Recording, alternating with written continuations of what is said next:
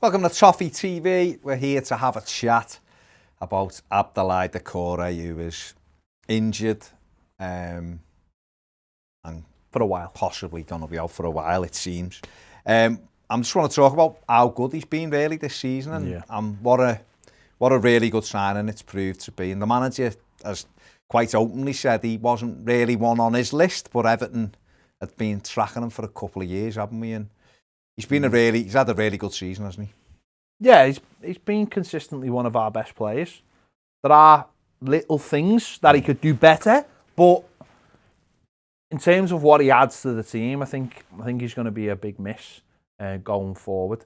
And I think it's important to concentrate on the positives rather than a few negatives that do tend to pop up. But there's no one like him in the squad. That's the top and bottom of it. Yeah, I mean that's the hammer blows that we haven't got anybody like him, have we? We've got no one who can get around the pitch. We'll have a look at his stats so far for the season. 30 games played, 3 goals, 3 assists. Average minutes played 85 a game. Passing accuracy 85%, which is probably higher than what some people think. Average touches per game 58. Interceptions per game 1.3, tackles per game 1.8, total duels 153%, so wins just more than half of his duels, and fouls conceded per game less than 1 a game, which is I think is really important for the centre midfield player. And we'll just have a look at his heat map as well, which we'll talk more about in a bit, but obviously shows he does go all over the pitch, but predominantly on that right hand side. But we'll go back to the heat map because there's a reason why that's up there and what I want to concentrate on that. So, I mean, just showing his games there. I mean, he played a lot of games, obviously, for Watford as well and did well there. And he's come into Everton and he has had to change his role a little bit. And we'll talk more about that in a minute. But in terms of what he's brought to the team, there's a lot of those things that are intangibles people talk about sometimes, is that just the energy that he's able to cover the ground and stop people even making passes without intercepting. Well, the number one thing he's brought is a consistency of his level and also a consistency of how many games and how long he plays in those games. He's played nearly every single game up to now, bar suspension. Plays, as the stats showed there, 90 minutes most of the time. And when you've got players like that who play every game and you can rely on them and they're the first on the team sheet, that's huge for the manager. The manager's admitted himself he wasn't someone he necessarily was looking at. Obviously, Marcel Brands had looked at him before with Marco Silva. He's a player that has been on, he even said himself, didn't he? He was like he was destined to sign for Everton. For the last couple of years, we've been looking around. Sometimes you get that with players. It doesn't really matter who the manager is. They always seem destined. And I just think that's huge when we've had so many injuries and you can hang your hat on a player. And I think a big game we've seen that on was when we played in the 3rd round of the FA Cup. And the minute he got on the pitch, you felt like it was all going to be okay. And then obviously he went on and scored the winning goal in that game. And I just think the fact that we haven't got anyone else like him is and like you're saying, it's the intangibles. It's not always what you can prove with numbers. It's what you don't always see. It's just the way he gets around the pitch, the way his size, his pace, his mobility. These are things that we just don't have. I guess the summer we need to be looking to bring someone else like him into that squad as well. And not only if you had 2 of them in the midfield, it would make your midfield better, but also for Mo, because obviously now he is out, missed the Chelsea game. We've seen, obviously Everton lost the first away game since early November without him the other night. And you saw that without him, the midfield just isn't the same. We know that.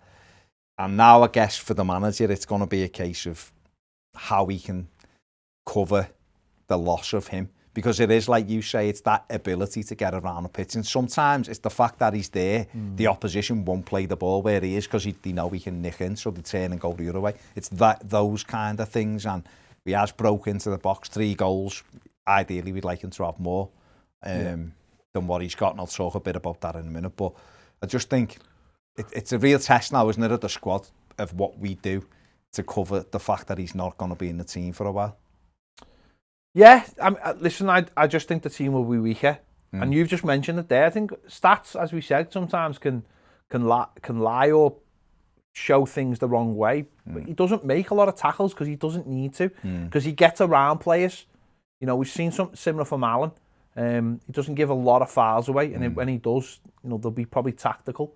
He's got those long legs that help him to nick the ball, long legs that help him to, you know, pass it on when maybe he looks like he's lost the ball, and then he can break. And sometimes you have players in your team that the opposition just worry about before you even start the game. And I just, as I said there, as you said there, maybe in the summer we have to look at someone who's a similar statue that you put in the team as well. Might have slightly different abilities, but similar, because that's what teams have now all over Europe. They're the kind of players that they have, and you know we've got Tyrone Younger on the bench who, you know, when you watch him play for the under-23s, he's got similar attributes. He's all over the pitch. He's a big lad. He can cover the ground quickly. And I don't know whether he will get any opportunities. That'll probably come from what he does in training and how he's playing against other people. But it's definitely the kind of player that we need to try and get someone similar, because we haven't actually had a player like this for a while. Garner was a fantastic player, and he read the game so well that he was covering. But we haven't had a player who can get around the pitch so well. And I think there's actually more that'll come from. I think the attacking prowess of him will come out when we've got two players behind him who know how to hold their ground a little bit better. And people running forward. I just spoke there about him having to change his role very slightly when he comes to Everton. At Watford, he was a little bit more of an attacking midfielder, and obviously Carlo Ancelotti, with him not being his player, will have just seen him and thought, right, he can do this job for me. And we saw day one, Tottenham, that unbelievable recovery tackle when I think it was Son broke, and he was able to get back and put a tackle in. And we've seen that at other instances, haven't we, when he's got around the pitch and, like you said, Nick's ball, when it looks like he's lost it, he can somehow get a toe in. And he, you know, I'm like you, I believe that there's more to come from him as well, I really do. If we just look at the next set of stats here now, coming up, he's dominant in his duels. This is what he's proven this season. He's in the top 5% in the Premier League for winning his duels, which is excellent. But there's a key thing, his shots are down from 1.55 at Watford to 0.55 here. Yeah. And he has adjusted his game. And if we just go to the next graphic, here, this was kind of the setup at Watford. So the shaded area, he had like Capoue, and he's had people like Shalaba, he's had Will Hughes playing that role. And he was the tip of the three. So he could break and get up and support Troy Deeney and he'd go right and left and stuff. And he was the onus was on him attacking. I think he averaged 6 goals a season from central midfield at Watford, which again was one of the things when we spoke about him last summer. We were excited about getting a lad through the middle who could get goals, and he's got 3 this season. And then I think if you we just moved this on, there's his heat map at Watford. So his heat map at Watford is everywhere, essentially, isn't he? He's all over the pitch. It's the hotter spots are in the attacking half than the defensive half. And then what's happened since he's come into Everton is he's been asked to play a totally different role.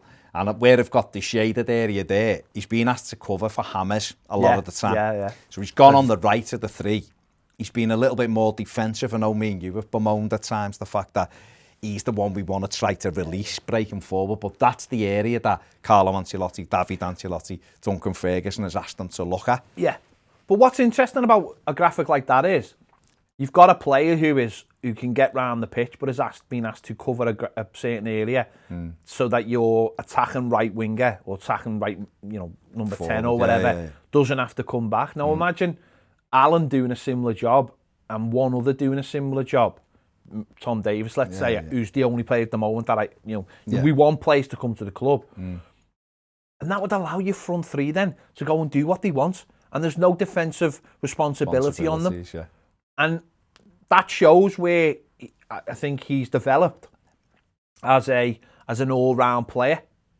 I think that's where he's developed as an all-round player, is that he's doing that, And then if you just do the heat map, Ned just puts the heat map on, just back to look at, I mean, you can see there, just off that heat map compared to the Watford one, it's all down the right-hand side, and it is those areas, and that's where he has had to adjust his game, very much so from what we had at Watford. He's also more disciplined. Oh, yeah. But he's also in the top 10 for pressing with Alan, the pair of them, in terms of pressing. So we know that he does that really well. Just speaking there about, obviously losing him is a hammer blow. We were on a really good run. We're kicking on. We're still in the fight for the Champions League and all that. It would have been greater for him not to be injured, because I think he was really key. And then we're talking then just about replacing him. And then I've just got his comparisons up with other midfield players. So goals, he's got 2. Tom Davies hasn't got any. Andre Gomez hasn't got any. Gylfi Sigurdsson's got 4, couple of penalties in it, but he's the one who's got the goals there. Assists, Doucoure's on 3.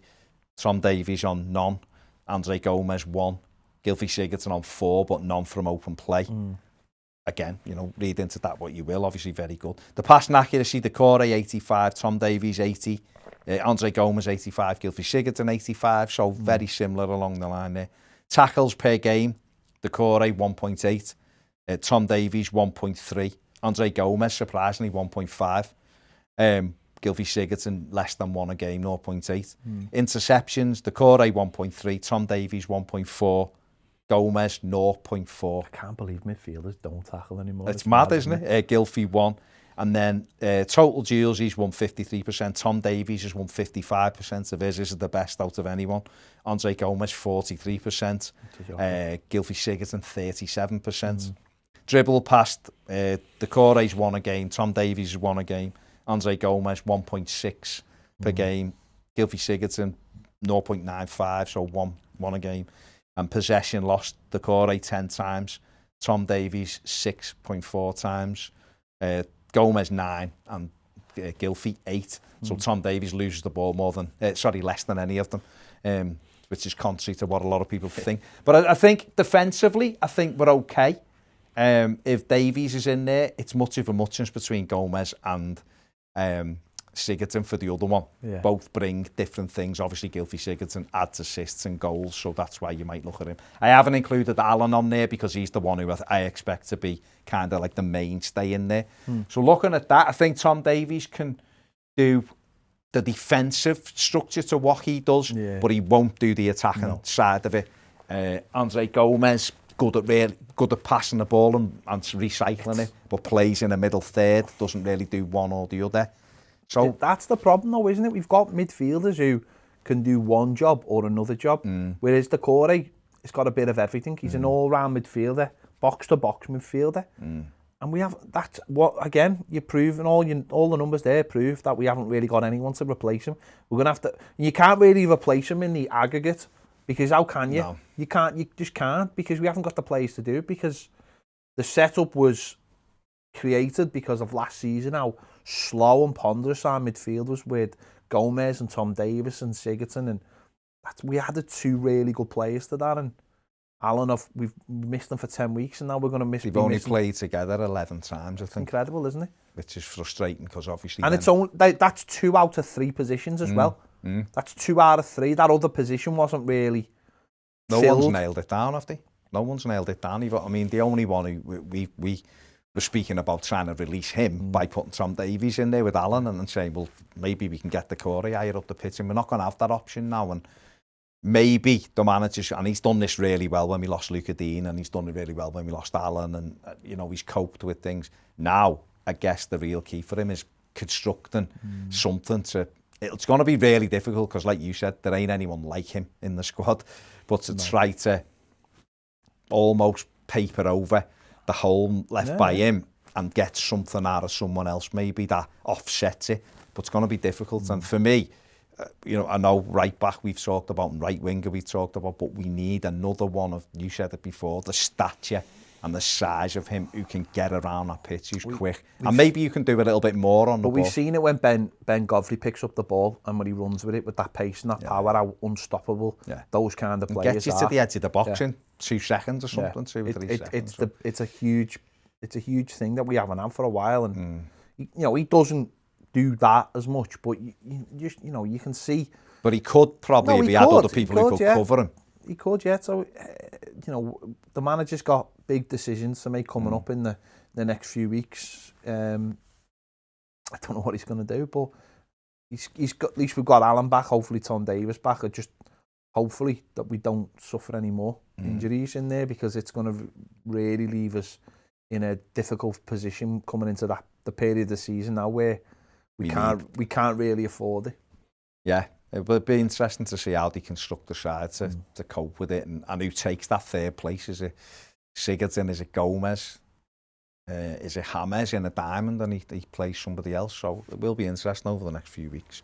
So yeah, it's sad that obviously Abdoulaye Doucoure will be, as we've got on the screen, a huge miss for Everton, and it's certainly a position that we need to strengthen again in the summer with another mobile midfielder, maybe 22, 23-year-old as well, to put him in the mix. Let us know what you think in the comments section below.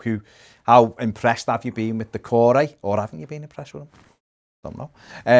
And now that he's going to be out for a bit, how do Everton get round his absence? Because we simply haven't got another player like him at the moment. Let us know in the comments section below. Give this video a thumbs up, subscribe if you haven't, and if you want daily live videos, more content earlier, join us over on Patreon. The link is on screen and in the description. Check it out. See you later.